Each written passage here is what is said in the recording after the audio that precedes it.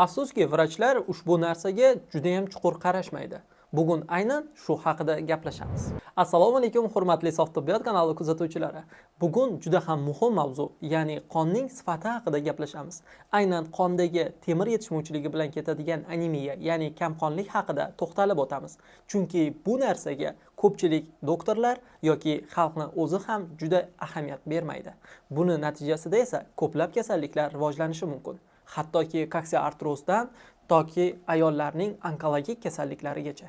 Bahor mavsumining 2-oyi, ya'ni aprel oyidan boshlab ko'pchilikda holsizlik, tez charchash va soch to'kilishi hamda yurak urishining tezlashishi holatlari kuzatiladi. Bu eng muhim narsa temir moddasining yetishmasligidan bo'lishi mumkin va mana shu sababga ko'ra bizning tanamizda aynan holsizlik rivojlanib boradi. Bu bizning tanamizni kislorod bilan ta'minlanishidagi muammolar bor degani. Ya'ni bizning tanamiz kislorodni yaxshi o'zlashtira olmasa, mavjud energiyamizni sarflay olmaymiz va metabolik jarayon yaxshi kechmaydi. Buning natijasida ko'plab kasalliklar rivojlanishi mumkin. Shuning uchun qonning sifatiga qattiq e'tibor berishimiz kerak. Birinchi navbatda temir moddasi bilan yetishmovchilik qanday paydo bo'lishi haqida to'xtalib o'tamiz. Bu asosan ayollarda hayz ko'rish natijasida massaviy qonni yo'qotilishi natijasida yuzaga keladi va erkaklarda esa gastrit yoki entrit kasalliklari yuzasidan ichki qon ketishlar yoki qandaydir qon yo'qotishlari holatlarida yuzaga kelishi mumkin. Bu esa bizning tanamizda temir moddasini yo'qotilishiga sabab bo'ladi. Chunki temir yopiq siklda aylanadi. Ya'ni bizning tanamiz har qanday holatda ham eskirgan eritrotsitlarni parchalagan paytda jigarda temir yana qaytib qon ishlab chiqarilishiga yo'naltiriladi. Lekin ochiq qon yo'qotilishlarida ushbu temir moddasi tashqariga chiqib ketib qoladi. Bizning temir o'zlashtirishi bilan bog'liq muammolarimiz yuzaga kelishni boshlaydi. Temirni o'zlashtirishda entrit va gastritning o'rni uni aynan oshqozon ichak sistemasida yaxshi o'zlashmayotganidan bo'lishi mumkin. Va shuning natijasida aynan mis elementi bu o'rinda alohida o'rinda turadi. Shuning uchun ham ba'zida anemiya holatlari, aynan temir yetishmovchiligi bilan ketadigan anemiyada mis bilan birga temir preparatlarini buyurish kerak. Ko'pchilik holatlarda ba'zi bir shifokorlar patologik jarayonlarni konservativ davolashga urinishadi. Bunda konservativ degan narsaga to'xtalib o'taman. Konservativ ikkita ma'noda kelishi mumkin. Birinchisi aynan dori-darmonlar yoki ikkinchisi biologik aktiv qo'shimchalarning dozasini oshirish. Ya'ni bizning tanamizda kalsiy yetmayotgan bo'lsa, kalsiyni ko'p miqdorda iste'mol qilish orqali uni to'ldirishga harakat qilish. Lekin bu aslida nisbatan xato yo'l. Chunki bizning tanamizda dozani oshirish orqali bu mahsulotlarni to'ldirish aslida to'g'ri yo'l emas. Chunki bizning o'zlashtirilishimiz muhimroq. Konsentratsiya oshgan paytda bu tanani o'zlashtirilishi o'z-o'zidan yaxshilanadi. Lekin doimiy tarzda ushbu mahsulotlarni qabul qilish ilojsiz, ayniqsa temir preparatlarini va temir preparatlarini uzog'i 2 oydan oshiq iste'mol qilmaslik kerak. Va bu tanada temirni yig'ilib qolishiga ham sabab bo'lishi mumkin. Endi esa asosiy qismga o'tamiz. Qonning asosiy ko'rsatkichlari, ya'ni miqdoriy va sifatiy ko'rsatkichlari. Miqdoriy ko'rsatkichlar deyarli o'zgarmas, chunki organizmda gomeostaz degan tushuncha bor. Ya'ni bizning tanamizda deyarli o'rtacha vaznda bo'lgan insonda 5 litr qon bo'ladi va bu o'zgarmas holat. Undan tashqari qonning sifatiy ko'rsatkichlari. Sifatiy ko'rsatkichlar bu o'zgaruvchan ko'rsatkichlar bo'lib, bizning oziqlanishimiz, to'g'ri ovqatlanishimizga bog'liq holat va suv iste'moliga ham to'g'ridan-to'g'ri bog'liq bo'ladi. Aynan sifatiy ko'rsatkichlarning o'zgarishi bu kamqonlikning sababi hisoblanadi.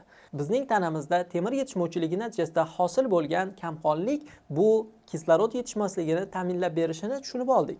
Endi esa uni qanday qilib davolash mumkin va unga qanday choralar ko'rish mumkinligi haqida to'xtalib o'tamiz va birinchi navbatda uning tabiiy usullari haqida gaplashamiz. Endi esa qonni tabiiy usulda qanday qilib ko'paytirish mumkinligi haqida gaplashamiz. Qonni sifatiy miqdorda oshirish uchun birinchi navbatda eng yaxshi tabiiy mahsulot bu spirulina hisoblanadi. Spirulina tarkibida oqsil va undan tashqari vitamin B12 hamda temir organik shaklda mavjud. Undan keyingi o'rinda esa lavlagi. Lavlagi o'zi aslida umuman qonni ko'paytirmaydi. Faqatgina jigar faoliyatini yaxshilash hisobiga uning tarkibidagi betain gidroxlorid bizning tanamizda qonni to'g'ri parchalanishini va to'g'ri hosil bo'lishini ta'minlaydi. Shuning natijasida bizning tanamizda sifatli qon hosil bo'lishi yuzaga keladi va qonning sifat ko'rsatkichlari ortib boradi. Uchinchi mahsulot esa bu bizning tanamizga kerakli bo'lgan magez va yong'oq. Bu mahsulotlar bizning tanamizga kerakli glyukozani to'g'ri shaklda beradi va bizning tanamizdagi qonni sifati ancha ko'tariladi. Endi esa xalq orasidagi qonni ko'paytiradigan miflar yoki haqiqatlar haqida to'xtalib o'tamiz.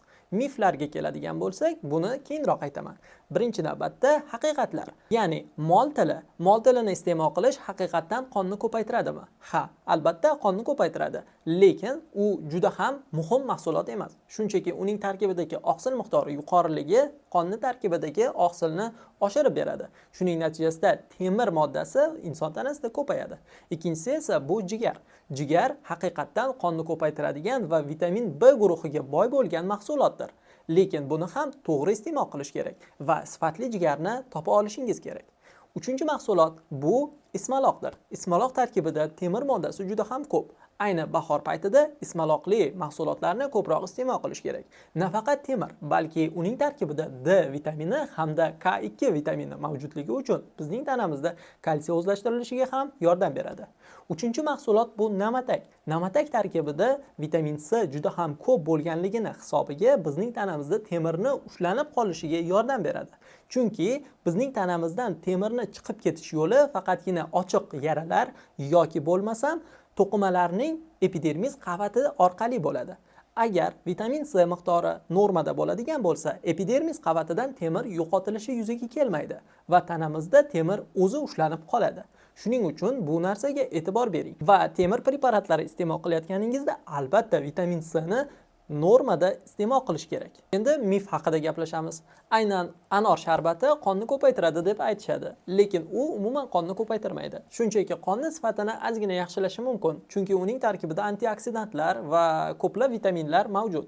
Lekin u shunchaki qizil sharbat bo'lganligi uchun, qonga o'xshaganligi uchun qonni ko'paytiradi degan xulosa qilish noto'g'ri hisoblanadi. Faqatgina anorni eng yaxshi xususiyati bu erkaklarda jinsiy quvvatni oshirishdir. Undan tashqari esa oshqozon ichak sistemasida hazm qilishida muammosi bor insonlarda ovqat hazm qilinishini yaxshilab beradi.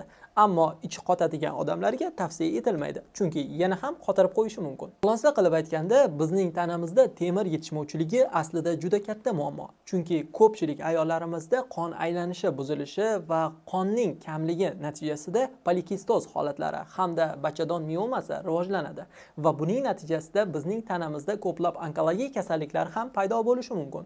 Lekin onkologik kasallik paydo bo'lgandan keyin vitaminlarni, ayniqsa vitamin B guruhini iste'mol qilish taqiqlanadi va tana yana ham kuchsizlanishni boshlaydi. Shuning uchun siz sog'lomlik paytingizdayoq qoningizni sifatini oshirishga harakat qiling va qon sifati juda ham yaxshi bo'ladigan bo'lsa, hech qachon sizda onkologik hamda autoimmun kasalliklari bo'lmaydi va bu tibbiyotda tasdiqlangan. Lekin siz jismoniy faollikka hamda to'g'ri ovqatlanishga e'tibor qilmas ekansiz, qoningizni sifati yaxshilanmaydi. Qadimda Innokenti 5-davrida u 5 ta yigitni qonini o'ziga quyish orqali men yana ham yosharaman deb o'ylagan. Lekin buning natijasida u olamdan o'tgan. Chunki u bilmas edi qonning aynan muhim gruppalari borligini. Shuning uchun hech qachon qonni ko'paytirish uchun tashqi yo'llardan foydalanmang. Shunchaki qonni ko'paytirishning eng samarali yo'li bu jismoniy mashqlar hamda to'g'ri ovqatlanish va vitaminlarga boy bo'lgan mahsulotlarni to'g'ri iste'mol qilishdir. Hamda suyuqlik iste'moliga e'tiborli bo'ling. Bizni kamtarona mehnatimizni qo'llab-quvvatlagan holda YouTube hamda Instagram sahifalarimizga obuna bo'ling hamda ushbu videoga like bosing. Like bosganingizda ushbu video ko'plab auditoriyaga yetib boradi hamda ko'plab insonlarning kasal bo'lmasligini ta'minlaydi. Shu bilan siz ko'plab insonlarning salomatligiga o'z hissangizni qo'shgan bo'lasiz. Ko'rishguncha omon bo'ling, o'zingizni sog'ligingizga alohida e'tibor bering. Salomat bo'ling.